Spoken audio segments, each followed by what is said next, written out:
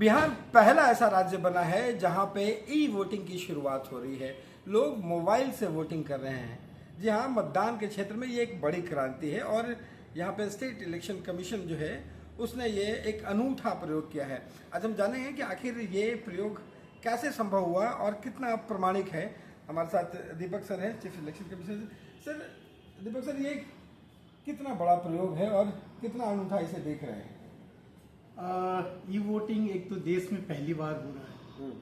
दूसरा, ये एक रेवोल्यूशनरी कदम इसलिए कह रहे हैं कि इससे वो लोग जो अब तक वोट पे नहीं आ पा रहे थे और अपने वोट मत का अधिकार करने से, मताधिकार को प्रयोग करने से वंचित हो जा रहे थे, ये उनके लिए अब अवसर देगा कि वो भी अपने मत का प्रयोग कर सकते हैं। जैसे कि बहुत ही एल्डरली पीपल होते हैं जो बूथ पे आने में जिनको कठिनाई है, या फिर कोई फिजिकली चैलेंज लोग, दिव्यांग जिनको हम बोलते हैं, उनको आने में कठिनाई होती है।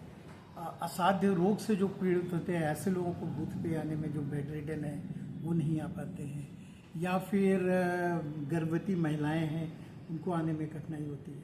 और सबसे बड़ी बात है कि काफ़ी लोग ऐसे हैं जो रोजी रोटी के लिए, उनका मत का अधिकार तो अपने गांव, अपने देश, अपने निवास में रहता है, बट वो कहीं बाहर गए होते हैं, जिनको हम जनरल टर्म्स में माइग्रेंट लेबर बोलते हैं, तो वो अपना मत का कभी भी प्रयोग नहीं कर पाते। इस चुनाव में क्या बाहर रहने वाले, देश से बाहर रहने वाले लोगों ने भी रजिस्ट्रेशन कराया है? जी हाँ, आपको पता है कि कुछ हमारे ज़िले ऐसे हैं जहाँ के काफ़ी लोग मिडल ईस्ट में रहते हैं, जैसे दुबई, कातर में रोजी रोटी के लिए जाते हैं। वैसे लोग भी इस बार उन्होंने रजिस्ट्रेशन कराया है ई वोटिंग के द्वारा मत देने के लिए। इसमें साथ साथ हम लोग दिखाएंगे भी कि ये पूरा जो कंट्रोल रूम है और यहाँ पे लगातार वोटिंग हो रही है और सारा सामने जो है वो सब कुछ दिखाई भी पड़ रहा है। ई वोटिंग जब शुरुआत होती है, अगर कोई लोग करना चाहते हैं तो उसके लिए कौन कौन से स्टेप्स हैं और ऐप क्या है? सबसे पहले तो उनको रजिस्ट्रेशन करना पड़ता है। हम लोगों ने जो ऐप बनाया है वो मोबाइल ऐप में, जो आप प्ले स्टोर से जाएंगे वहाँ से आप मोबाइल ऐप को डाउनलोड करते हैं, ई वोटिंग की ऐप को। उसके बाद उसमें बहुत ही सिंपल तरीके से हेल्प का भी एक कॉलम है। इसके अलावा वो सिंपल तरीके से स्टेप बाय स्टेप प्रोसेस से हो जाता है और आपको बिल्कुल आता रहता है कि नेक्स्ट स्टेप क्या करना है। तो ये बहुत ही सुगम तरीका है। इसी कारण से आप देखेंगे कि 7 दिनों में ही, हम लोगों के 7 दिनों का विंडो थे, पहली बार किया गया था। हम लोगों ने 100 पर बूथ का लक्ष्य रखा था और 7 दिनों में ही लगभग 50,000 से अधिक मतदाता ने ई वोटिंग के लिए रजिस्टर किया। एक बात और है कि अब इन दिनों जब मतदान होता है तो जो ईवीएम है उस पर भी सवाल खड़े होते हैं। लोग सवाल खड़े करते हैं, राजनीतिक दल हैं वो कहते हैं कि ई वोटिंग के जरिए भी टेम्परिंग होती है। ये जो मोबाइल ऐप है वो कितना प्रमाणिक है और कितना? ये बिल्कुल पूर्णतः प्रमाणिक है। एक तो जब कोई भी वोट होते हैं तो सबसे पहला तो है कि उनका वोट की सिक्योर्ड रहे।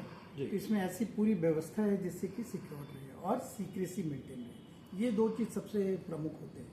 तो ये पूरा सिस्टम ही AI बेस्ड और ब्लॉकचेन सिस्टम पे आधारित है। और ब्लॉकचेन सिस्टम जो है वो इसी के लिए जाना जाता है कि उसमें सीक्रेसी आपकी मेंटेन रहती है और साथ में सिक्योरिटी भी आपकी मेंटेन रहती है।